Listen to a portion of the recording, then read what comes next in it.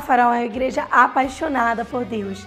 Amar pessoas é parte fundamental de quem nós somos. Caminhar nessa terra refletindo Jesus é a base para que vidas sejam de fato impactadas e para que os ambientes que nós estamos sejam transformados. Porque amar a Deus sobre todas as coisas e ao próximo como a nós mesmos é mais do que uma missão, é realmente a nossa motivação todos os dias. Farol é muito mais do que um nome. Farol é uma visão espiritual para a cidade, é ser luz por onde passarmos, é chegar nas esferas de influência e fazer a diferença, sempre com amor e temor do Senhor. Isso é ser farol.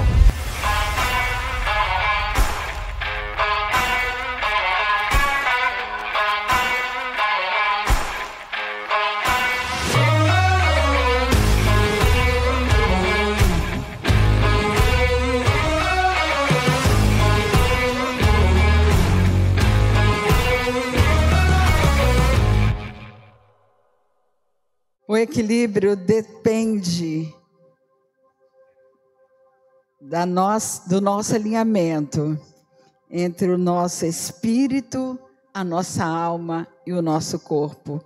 E o amor é a essência disso. Sem amor nós não conseguimos andar em equilíbrio. Porque o fluxo do amor nos ajuda a caminhar na direção certa. E em cada culto que nós celebramos, e eu penso que essa conferência, ela tem esse propósito, nós podemos receber como uma oportunidade de preparação para um tempo de cumprimento profético como nós estamos vivendo hoje. Eu creio que esse é um tempo de cumprimento profético. Mas para nós percebermos o que está acontecendo nesse tempo, a gente precisa ter uma sintonia com o Espírito de Deus. Porque é um tempo de imersão, que nós precisamos de uma imersão na cultura do reino, onde todo o nosso ser precisa estar atento aos direcionamentos do Senhor. E os distraídos não percebem isso. Como se preparar para esse tempo na nossa integralidade, no espírito, na alma e no corpo, em todas as dimensões do nosso ser. Como não se distrair da chamada vocacional? A distração tem sido uma grande arma do inimigo para tirar um cristão do foco, do ponto de equilíbrio e do propósito. E quando nós tiramos o nosso foco do propósito, nós podemos atrasar o nosso processo de crescimento em Cristo. E eu escolhi para nós refletirmos nessa primeira noite dessa conferência tão especial, um texto que eu considero muito pertinente para o nosso tema.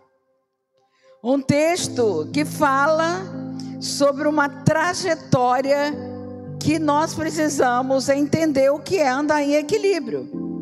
Porque nós estamos aqui numa caminhada. Nós estamos aqui num percurso nesse mundo, um percurso existencial, uma jornada, mas nós estamos aqui numa transição.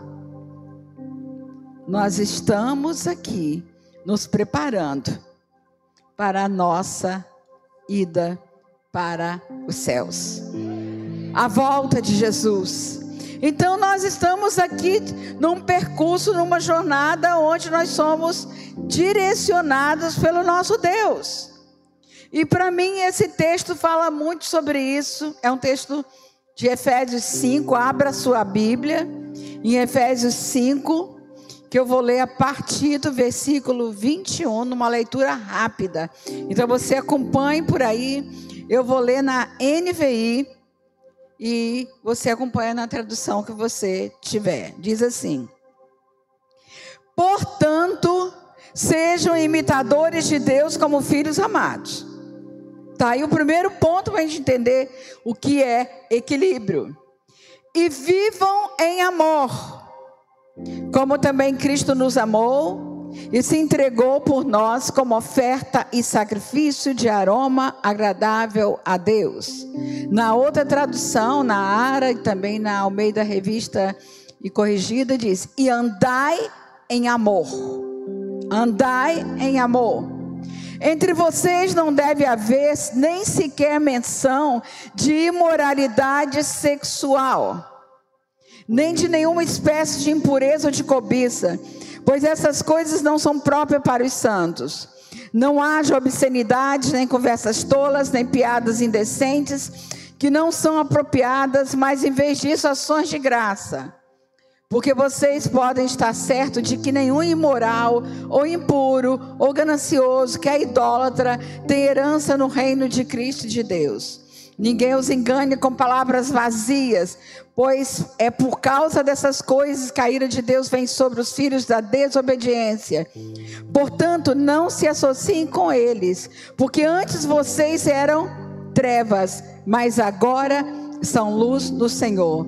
Andai como filhos da luz, pois o fruto da luz consiste em toda bondade, justiça e verdade. E aprenda a discernir o que é agradável ao Senhor. Não participem das obras infrutíferas das trevas, antes exponham-nas à luz, pois é vergonhoso até mencionar as coisas que eles fazem oculto. Tudo, porém, que é exposto pela luz, torna-se visível, pois a luz torna visível todas as coisas. Por isso é que foi dito: desperta, ó tu que dormes, levanta-te dentre os mortos, e Cristo resplandecerá sobre ti. Tenham cuidado com a sua maneira de viver, que não seja como insensato, ou como tolo, diz na outra tradução, mas como sábios, aproveitando ao máximo cada oportunidade, porque os dias são maus. Portanto, não sejam insensatos, mas procurem compreender qual é a vontade de Deus. Não se embriaguem com vinho, que leva ao desequilíbrio e aqui à libertinagem, mas sejam cheios com o Espírito, falando uns aos outros com salmos, hinos e cânticos espirituais, cantando e louvando ao Senhor de coração, sempre dando graças a Deus Pai por todas as coisas, em nome do nosso Senhor Jesus Cristo. Sujeitem-se uns aos outros no temor de Cristo. Esse texto ele é bem interessante porque ele traz muita orientação como deve ser o andar do cristão. Mas ele começa com uma convocação para sermos imitadores de Deus como filhos amados. E aqui cabe uma pergunta para nós: você se sente filho amado? Eu acho importante questionar, gente. E aí eu queria que você pensasse nisso e respondesse aí no seu coração, com toda a convicção aí no seu coração. Por isso que eu fiz essa pergunta, porque muitos filhos tiveram pais que falharam fortemente no exercício da paternidade, e alguns ficaram tão fixados nas falhas que se tornaram prisioneiros dos sofrimentos e das adversidades da vida. É ou não é, gente? Quanta gente capengando hoje, porque está agarrado, fixado nas questões da vida, das adversidades, das falhas dos pais, dos sofrimentos, de tudo aquilo que viveram lá no passado. Um passado que carregam nas costas hoje, e todo o peso que nós carregamos, que não precisamos carregar, nos tiram do ponto de equilíbrio. Todo o peso. E quantos estão andando assim pela vida? E como consequência, fecharam o coração ferido para receber a paternidade de Deus, do Abba Pai. E mesmo estando na igreja, ainda andam pela vida fora do ponto de equilíbrio, carregando pesos que contribuem para produzir esse desequilíbrio, como peso das mágoas, dos ressentimentos, das raivas não resolvidas, de tantos pesos e não se permitem viver a intimidade com Deus Pai com confiança e segurança. Logo não se sentem filhos amados, embora saibam na mente que são. Mas é um saber teórico, é um saber intelectual de uma informação que receberam um dia na igreja ou na palavra. Você é filho de Deus, ok? Eu sou filho de Deus, mas o que implica uma filiação? De que forma aqui dentro eu possa ter essa convicção de que eu sou uma filha amada? O que me faz me sentir uma filha amada? Eu tenho intimidade com o Pai? E quando as pessoas não se sentem filhos amados, embora saibam que são, mas que isso ainda não desceu o coração, se tornam vulneráveis para escolher os caminhos contrários descritos nesse texto que nós lemos. Porque a descrição desse texto aqui, daquilo que não deve ter na nossa vida, mostra exatamente uma busca desenfreada de segurança, de paz na alma, de preenchimento de vazios, na carência afetiva que não foi suprida na família de origem, onde as pessoas buscam desesperadamente e nessa busca incessante para suprir suas carências, acabam encontrando cada vez mais angústias. Aliás, para um tempo de tanta gente carente, e eu nunca vi tanta gente carente como hoje, uma carência que não se consolida em nada, uma carência que não se consolida em relacionamentos, nem em coisas, nem em posses, nem em sucesso, nem trabalho, tudo que pode vir realmente para nos trazer algum senso de valor, mas que não preenche as carências da alma. A palavra nos diz em Provérbios 10, no versículo 2, na parte A, está escrito o seguinte: o Senhor não deixa a alma do justo ter fome.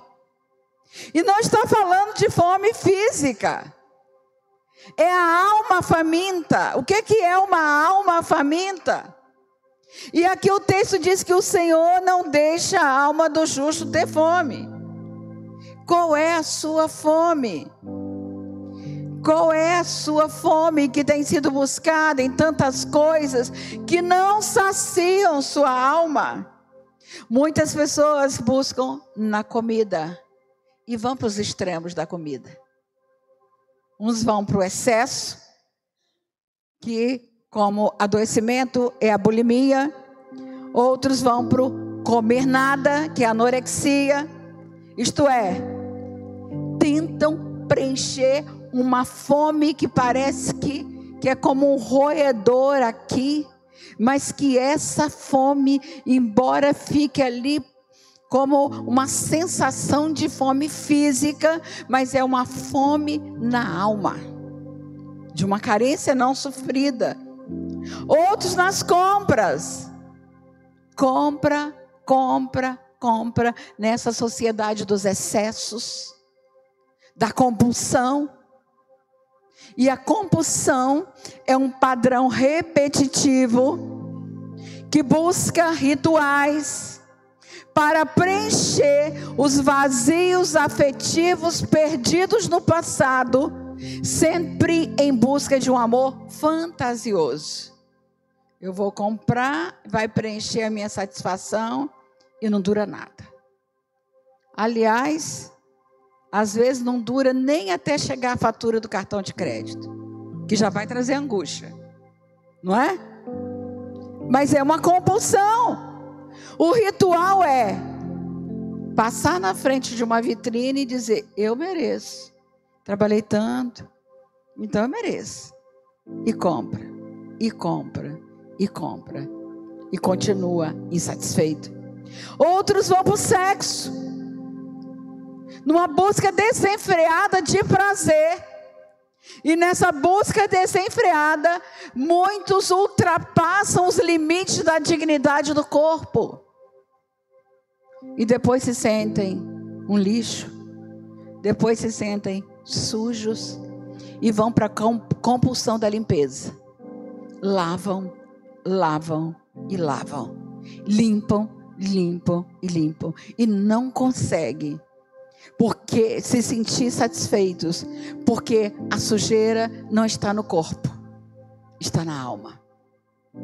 Porque ultrapassaram esses limites da dignidade, outros vão para o álcool e já estão aí tantas pessoas dependentes de álcool, drogas, outros vão para a promiscuidade e outras fugas que intensificam a angústia e a fome. É uma sociedade faminta.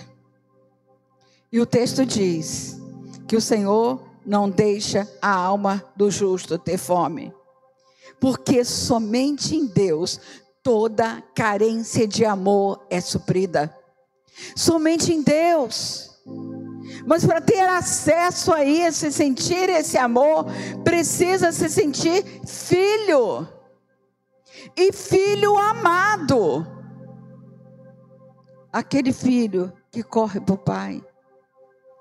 E pode sentir nos braços do pai toda a sua carência saciada, toda a sua fome saciada. Portanto, não se sentir filho amado não muda o amor do pai por mim e por você. Porque Deus já provou o seu amor em uma prova irrefutável quando enviou seu filho para pagar o preço por nós. A palavra de Deus nos diz em Romanos 5:8, que Deus prova o seu próprio amor para conosco, por ter Cristo morrido por nós, sendo nós ainda pecadores. Então, sentindo ou não, nós somos filhos amados. Não sentir nos lança na carência, embora saiba. Sentir nos lança a buscarmos o preenchimento dessa carência nele. Pessoas guiadas pelo nível do sentir são instáveis emocionalmente, desequilibradas e vulneráveis às vozes contrárias para distorcer a verdade de Deus e contaminar a mente. Porque o desequilíbrio começa na alma, e a alma é mente, emoções e vontade. É essa nossa alma tão humana que sofre esse processo de instabilidade. Então, pessoas que estão vivendo só no nível do sentir, elas são instáveis e vulneráveis, porque cada vez que chega uma voz contrária para distorcer a verdade de Deus e contaminar a mente, elas permitem. Na verdade, a mente contaminada é um campo aberto para transtornos psíquicos, para as contradições que ocorrem na mente e levam a pessoa a um caos psíquico. Na incongruência entre princípios e valores e comportamentos, o psiquismo se desorganiza.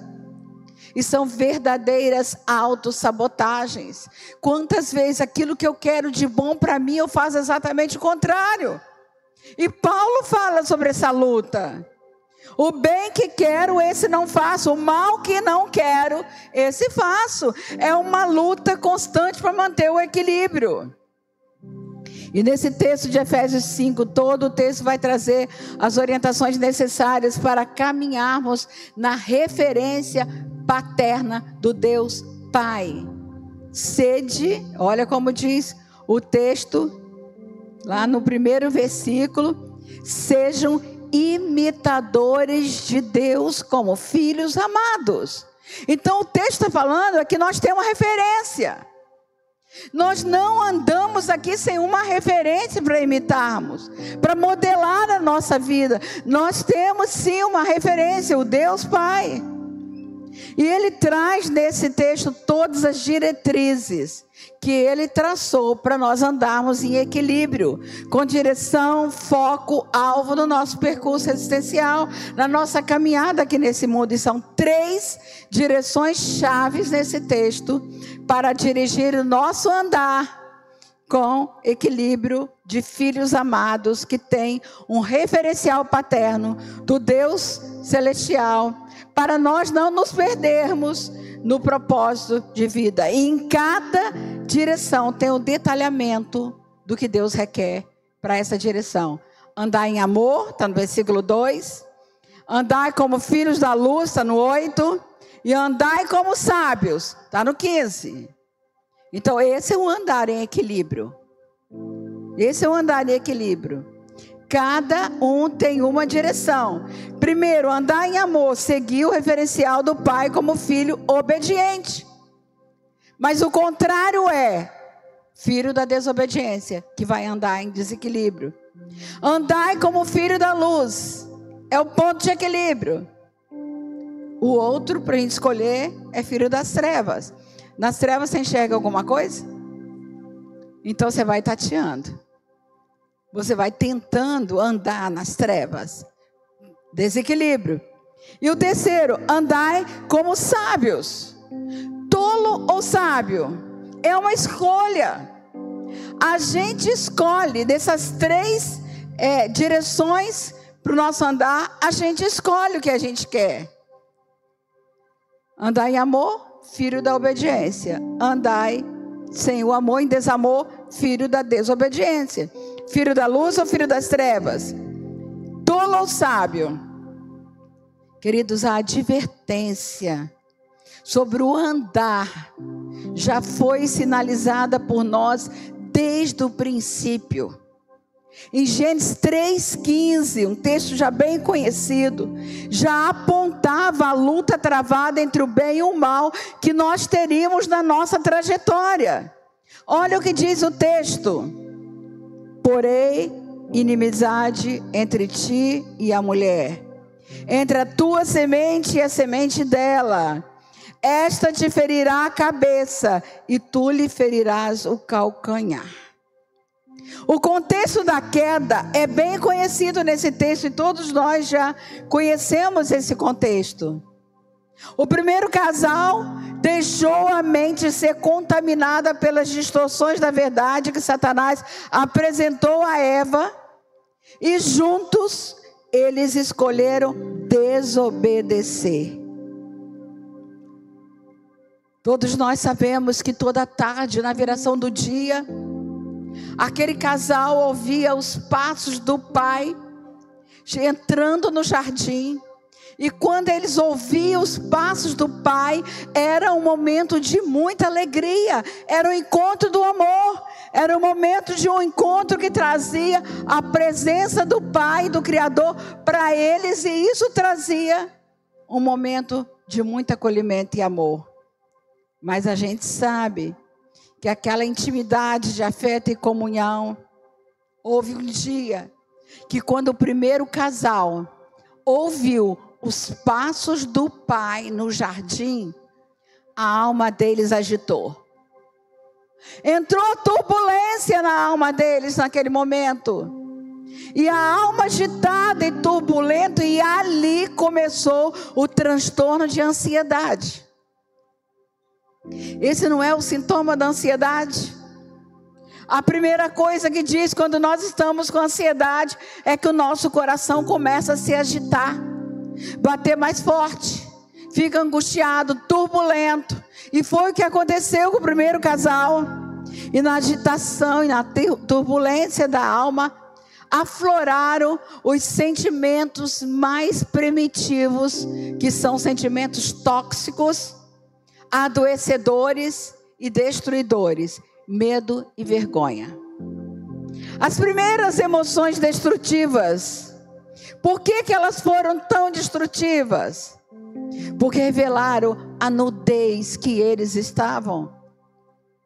Porque quando Deus chega e Ele se dirige a Adão, Adão, onde estás? Ora, Deus não sabia onde Adão estava? Sabia. Era Adão que precisava saber. Ele que precisava se ver e se escutar. Nenhuma pergunta de Deus, ele já não sabe a resposta, ele sabe de todas. Mas ele faz para que a gente possa se escutar. Então, naquele momento, por que esconderam? Porque tivemos medo. Porque tivemos vergonha. Vergonha de quê? Porque estávamos nus. Ora, o capítulo 2 de Gênesis diz que homem e mulher estavam nus e não se envergonhavam.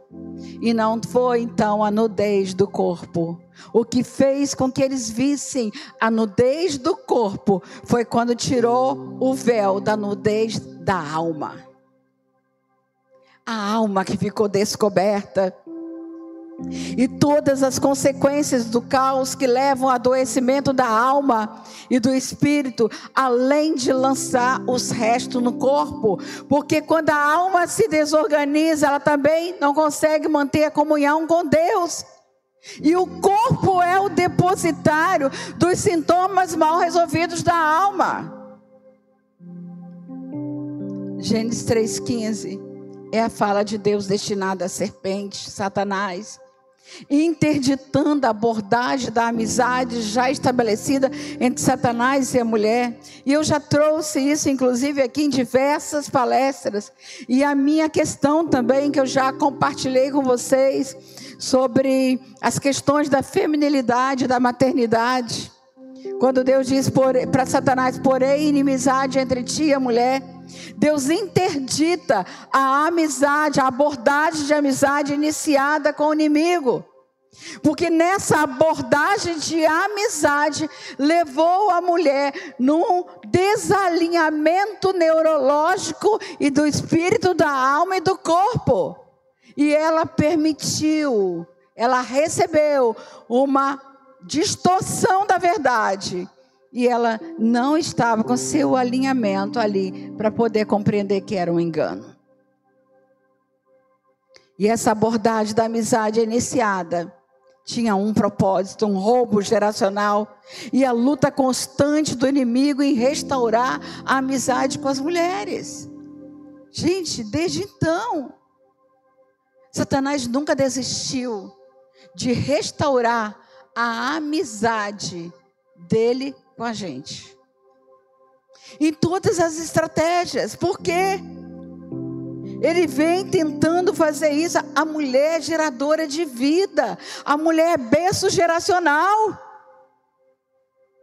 Então, se ele consegue desequilibrar uma mulher, ele está desequilibrando gerações. E ele está atingindo famílias. E qual é a estratégia dele? Um empoderamento maligno, objetivando esvaziar a masculinidade, o lugar do homem no projeto de Deus para a humanidade. E o declínio da função paterna diz sobre isso. E eu falo muito sobre isso no meu livro Família, Lugar de Refúgio ou Campo de Batalha. Gênesis 3,15 já apontava para o que a mulher carregaria no seu ventre como berço de gerações, já apontava especificamente para Jesus, que viria do ventre da mulher, aquele que veio ferir a cabeça da serpente, a cabeça de Satanás. E cabeça fala de mentalidade. E Jesus veio para colocar debaixo dos seus pés a mentalidade maligna que Satanás tem desde então implantado no mundo. Isso se cumpriu, essa vitória se cumpriu na cruz e na ressurreição. Quando Jesus falou: está consumado, o inferno fez festa. Ele pensou: exterminamos todo o projeto da redenção, matamos o Filho de Deus, mas era apenas sexta-feira, o domingo vinha logo ali. E quando o domingo raiou, Jesus foi lá e tirou da mão de Satanás a chave da morte e da vitória. Ó morte, onde está a tua vitória? Ó inferno, onde está o teu aguilhão? Jesus venceu. Aleluia. E por isso nós também podemos vencer. Em Romanos 16:20, o apóstolo já nos apresentava a derrota definitiva de Satanás que foi conquistada na cruz. E o Deus da paz, guardem isso. É muito importante vocês entenderem isso para o nosso tema. O Deus da paz, em breve, esmagará debaixo dos vossos pés a Satanás. Há um tempo demarcado por Deus para destruição total. Mas esse texto de Gênesis 3,15, ele conclui com uma expressão muito especial para nós. E tu lhe ferirás o calcanhar. Jesus já foi ferido na cruz e ele levou sobre si todas as nossas dores e iniquidades. O profeta Isaías diz: o castigo que nos traz a paz estava sobre ele, e pelas suas pisaduras fomos sarados. Cabeça fala da mentalidade no corpo humano. E o calcanhar fala de quê? Qual é a função do calcanhar para o nosso corpo? Como alguém anda com o calcanhar ferido? Equilibrado ou desequilibrado? Não tem como, gente. Imagina que você tem uma ferida no seu calcanhar. Você consegue firmar o pé? Não. Como é que você vai andar? Na ponta do pé, capengando. Você tenta se proteger. Quando você afirma o pé, dói. Você encolhe o pé de novo. E aí você vai capengando. E alguém que anda capengando, anda em desequilíbrio. Vocês já ouviram aquela expressão calcanhar de Aquiles? Já? Então, eu fui pesquisar sobre isso. É da mitologia grega, que diz que tinha um rio que quem se banhasse nele ficava indestrutível. A mãe do Aquiles pega o menino, vai lá e mergulha ele no rio. Só que ela ficou com a mão no calcanhar do Aquiles. E o calcanhar não foi banhado. Então, como não foi banhado, o ponto vulnerável do Aquiles era o seu calcanhar. Então, gente, a palavra de Deus diz que nós temos a mente de Cristo. Então, a mentalidade já foi conquistada na cruz do Calvário. Nós temos a palavra de Deus implantada em nós pelo Espírito Santo para nos guiar a toda a verdade. Mas o inimigo está ao nosso derredor, diz a palavra de Deus. Pedro fala sobre isso. E sua estratégia é tentar desequilibrar o cristão para que ele ande inconstante, capengando, perca o equilíbrio e fique vulnerável à queda, porque alguém em desequilíbrio com seu calcanhar ferido pode cair e vai ficar vulnerável à queda. E a alma é o cenário favorável para o inimigo atacar uma pessoa em suas vulnerabilidades e carência. Porque uma alma carente fica vulnerável. Um homem ou uma mulher sem equilíbrio, firmeza, constante, fica vulnerável. Um pai ou uma mãe sem equilíbrio deixam sua família e descendência sem direção e vulnerável aos ataques do inimigo. Dá para distrair, irmãos? Gente, o desafio é diário. Um calcanhar ferido pelo maligno, assim como no corpo físico, pode levar a uma infecção generalizada.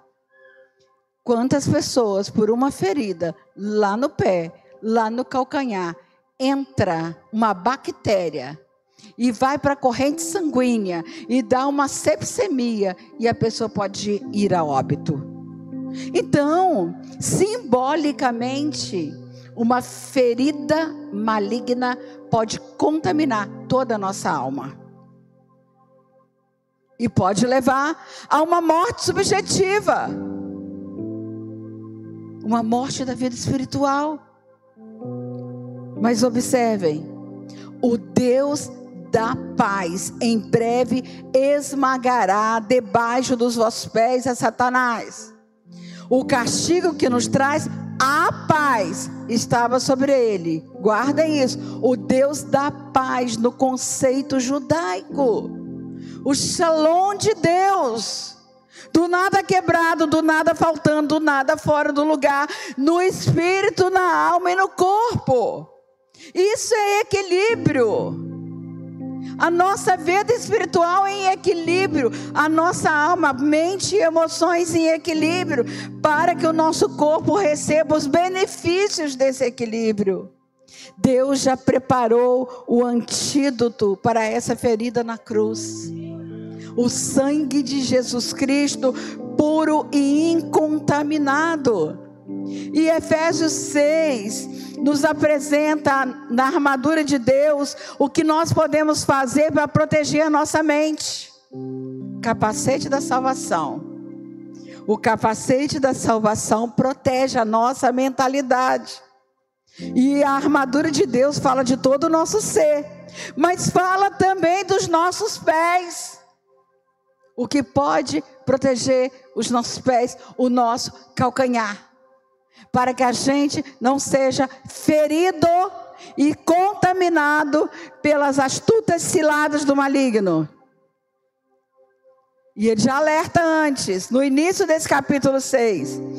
E vindo o dia mau, ficai firmes. Firmeza é o contrário do desequilíbrio. Firmeza é equilíbrio. Firmeza, quando você anda firme, você anda com segurança, você sabe para onde você vai, você conhece a sua direção, e isso é equilíbrio. Como é que você vai andar no dia mau? Firmes, calçando os pés com a preparação do evangelho da paz. Então preste atenção, o Deus da paz, o Deus da paz esmagará. O Deus da paz, no conceito judaico, o Deus da paz é o evangelho da paz, que protege os nossos pés, que protege os nossos passos. Onde e como você vai caminhar é calçando os pés com a preparação do evangelho da paz. Se o evangelho em nossa vida não for o que produz a paz, estaremos vivendo um evangelho contaminado. Somos chamados a sermos pacificadores. A minha paz vos dou, não a dou como o mundo dá. Uma pessoa pacificada, ela pacifica a sua família, ela pacifica a sua saúde. Quão formosos são sobre os montes os pés do que anuncia as boas novas, que faz ouvir a paz. Estão entendendo a resposta para nós entendermos o que é andar em equilíbrio? Mais ainda, em 1 Tessalonicenses 5:23, num texto tão conhecido nosso, que também está no tema dessa conferência: e todo o vosso espírito, alma e corpo sejam conservados íntegros, em equilíbrio, completos, firmes para a vinda do nosso Senhor Jesus Cristo. Mas como inicia esse versículo? O Deus da paz vos santifique em tudo. Paulo poderia ter usado qualquer atributo de Deus aqui. Ele poderia ter falado o Pai da glória, o Deus glorioso, Jeová, o El Shaddai, qualquer atributo de Deus. Mas ele diz, o Deus da paz vos santifique. O que é santificar? Tirar a contaminação. Somente a paz que já foi conquistada na cruz, porque ele ali, de ambos os povos, fez um. Somente a paz que foi conquistada na cruz pode nos fazer caminhar em equilíbrio no espírito, na alma e no corpo. Tira toda a contaminação. da infecção do inimigo, que distorce a verdade na mente, nas emoções e nas decisões. Toda contaminação que também é depositada no corpo. Gente, o corpo sofre os efeitos do desequilíbrio da alma. 3 João, lá no início, acho que no primeiro versículo de 3 João, diz: amado, oro para que te vá bem e tenha saúde, assim como bem vai a tua alma. Se a alma vai bem, o corpo tem equilíbrio. Preste atenção nisso, gente. Quando o nosso corpo está gritando, quando os sintomas que estão aparecendo no nosso corpo trazem uma linguagem que às vezes a gente não está escutando, é hora de olhar a alma. É hora de olhar a alma. O que esse sintoma está dizendo? Qual é a linguagem dessa enxaqueca que nunca acaba? Qual é a linguagem dessa dor no estômago? Qual é a linguagem desse problema que está acontecendo no intestino? Qual é a linguagem desse desequilíbrio? Qual é a linguagem? Toda dor não transformada em palavras comparece no corpo como sintoma. O corpo vai dar conta daquilo que a nossa linguagem, a nossa alma não está dando conta. Precisamos compreender que a integralidade do ser humano precisa estar em equilíbrio. E somente a paz, meu irmão, somente a paz harmoniza o psiquismo. Somente a paz alinha o espírito, a alma e o corpo. E a paz não é uma emoção, a paz não é um sentimento, embora seja no nível do sentir. Mas a paz é uma pessoa. Ele é a nossa paz. O apóstolo Paulo diz em Efésios 2,14: Jesus é a nossa paz, e pelo seu Espírito Santo em nós somos os filhos amados do Pai. E isso é identidade. Identidade traz equilíbrio. Identidade não faz você viver a deriva da vida. Se você anda faminto, carente, a deriva da vida, sem saber a direção, está faltando uma identidade firmada naquele que nos deu o único lugar que nós precisamos para andarmos em equilíbrio, filhos amados do Pai. Você não é um órfão na vida. Você não é filho de um pai que nunca aparece, embora esteja vivo, mas ausente. Você é filho de um pai vivo. Um pai, você foi adotado por um pai vivo e presente, que já aprovou o seu amor. Portanto, sede imitadores do Pai para você andar em equilíbrio. Porque se você imitar o Pai, você vai andar em amor, você vai andar na luz, e você vai andar como sábio. Andai em amor, porque quando você anda em amor, você sai da idolatria do ego. Você sai onde você é o centro de tudo e não o Senhor. E não foi por acaso que quando Deus deu os mandamentos e que Jesus faz esse resumo dos mandamentos, ele diz: amar a Deus sobre todas as coisas. E esse é o primeiro mandamento.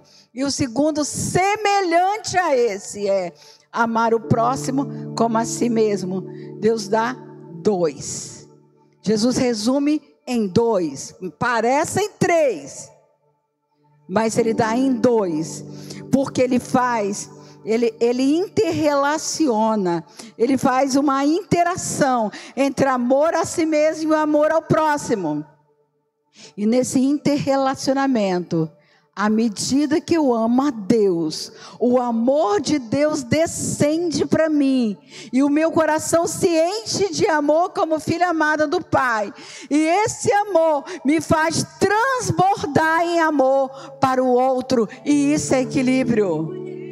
Aí você sai do amor narcísico, da história da mitologia, onde Narciso foi lá, se olhou no espelho d'água e ficou tão apaixonado por si mesmo que mergulhou e morreu. E nos últimos dias, diz o apóstolo Paulo, virão homens amantes de si mesmo. Na idolatria do eu, do ego, que só consegue olhar para si mesmo e por isso não consegue produzir o fruto do Espírito. Andai como filhos da luz. A luz coloca tudo à prova. A luz não nos permite acomodar com as obras das trevas. A luz manifesta todas as coisas. E a convocação do apóstolo é: desperta tu que dormes. Levanta-te dentre os mortos. Está cego, achando tudo normal, se acomodando nessa mentalidade mundana. E Cristo te iluminará. Quantos crentes dormindo nas trevas, distraídos, acomodados, anestesiados entre os mortos espirituais. Desperta, acorda, andai como sábios. Sábio não perde tempo, porque tem discernimento para perceber que os dias são maus. Sábio se afasta de qualquer coisa que tire o seu equilíbrio, mas se enche do Espírito. Sábio faz da vida um verdadeiro culto a Deus em todo momento. Sábio vive a cultura da gratidão, simplesmente porque tem o temor reverente do Senhor. Porque o temor do Senhor é o princípio da sabedoria. Logo não há sabedoria sem o temor do Senhor, porque o temor do Senhor pavimenta o caminho da sabedoria. Qualquer coisa fora disso é distorção, é da natureza humana e é diabólica. E Tiago 3, 15 a 17 fala sobre isso. A vida, queridos, precisa ser norteada por princípios. E os princípios da palavra de Deus nos direciona para o caminho eterno, como disse Davi no Salmo 139, no versículo 24. Guia-me pelos caminhos eternos. Guia-me, Senhor, em equilíbrio, para que eu possa caminhar pelos caminhos eternos. Porque os atalhos que tomamos, muitas vezes, nos levam por descaminhos e podem nos lançar exatamente à deriva da vida, sem rumo e propósitos, desequilibrados. Quer equilíbrio? Andai nele. Sede imitadores de Deus, como filhos amados. Andai em amor, andai na luz e andai como sábios, em nome de Jesus. Amém? Vamos ficar em pé. Aleluia. Aleluia. Glória a Deus. Essa é uma noite muito especial de abertura dessa conferência. E andar em equilíbrio é uma escolha. Quantas vezes você pegou caminhos, atalhos e começou a desequilibrar a sua caminhada com Deus e deixou de se sentir filho amado e foi visitar as obras das trevas e não conseguiu andar em amor, porque se desconectou da fonte do amor de Deus. Mas Deus te trouxe aqui nessa noite para que você possa reatar a sua aliança com Ele, de ser imitadores dEle como filho amado. E se você quer reatar essa aliança e que você quer agora falar: Senhor, eu quero andar em equilíbrio. Eu não quero, Senhor, permitir que Satanás pique o meu calcanhar e me leve a um desequilíbrio. Porque assim como ele quis atingir a minha mentalidade, ele também tem picado muitas vezes o meu calcanhar. E eu tenho andado ferido, com a ferida da carência, da rejeição, com a ferida do desamor, com a ferida produzida pela raiva, pelas questões mal resolvidas da história, que fazem andar em descaminhos. E se você precisa hoje desse equilíbrio, se na sua casa precisa de equilíbrio, e se no seu casamento precisa de equilíbrio, Na sua vida profissional você precisa de equilíbrio. Eu quero te convidar a sair do seu lugar e vir aqui para frente. Eu quero orar com você. Eu quero orar com as pessoas que precisam nessa noite desse percurso em equilíbrio diante de Deus. Deus conhece a sua história. Deus sabe de tudo o que aconteceu lá para te tirar do ponto de equilíbrio. Quantas vezes a sua alma andou à deriva da vida, faminta? Quantas vezes você buscou alimento para sua alma e não encontrou aí fora? Quem sabe você anda na compulsão hoje? A compulsão da organização, a compulsão da limpeza, a compulsão da comida, a compulsão dos gastos, a compulsão do sexo, da bebida, qualquer outra compulsão que não tem conseguido se libertar nem com remédio, porque precisa desse conserto com Deus, para não andar mais capengando. Quem anda capengando anda inconstante, e eu vou falar sobre isso no domingo de manhã. Vou trazer como andar em equilíbrio, o que é uma vida de equilíbrio. Mas nesta noite é a decisão. Esta noite é a noite da decisão. Coloca a mão no seu coração e fala com o Senhor. Fala com o Senhor da inconstância. Fala com o Senhor da vulnerabilidade, das fragilidades. Ele sabe, mas Ele te ama. Embora você ache nem mais que é amada, nem mais que é amado, nem mais que é um filho amado, porque o inimigo já plantou com a sua voz que distorce lá na sua mente que Deus não te aceita mais. É mentira. Você é filho amado do Pai. Por isso você pode andar em amor, você pode andar na luz, você pode andar com sabedoria. Pai, como é bom poder te chamar de Pai, porque o Senhor nos trouxe. O castigo que nos traz a paz estava sobre Jesus Cristo na cruz do Calvário, e pelas suas feridas nós somos sarados. Ele foi ferido para a gente não ter mais que viver ferido. Ah, Pai, o Senhor sabe, o Senhor conhece as feridas da alma, o Senhor sabe os pontos de desequilíbrio de cada vida, Pai. Oh, Pai, o Senhor conhece a história de cada um que veio trabalhando nesses anos e anos, com dificuldades para andar com firmeza, Pai. Tenha misericórdia.